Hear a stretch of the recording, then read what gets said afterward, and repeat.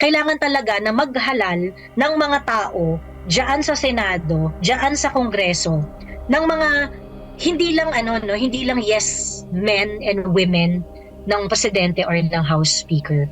Kailangan mo ng mga taong may integridad na hindi basta-basta mabibili ng BBM administration or hindi basta-basta magbabaw dito sa current administration na to. And so, para sa akin nga, I am actively campaigning to vote the PDP Laban slate, the full slate of PDP Laban, no? So, yung full slate na yan, that includes yung mga guest candidates, si Pastor Kibuloy, si Attorney Vic Rodriguez, at si Congressman Rodante Marcoleta.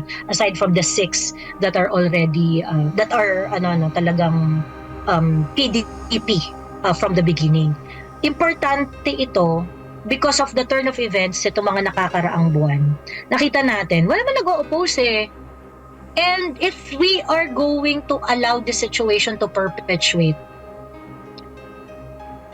at ang mananalo dyan ay mga kakampi nila, it's going to affect how the election is going to turn out pagdating ng mga maybe 2 or 3 election cycle.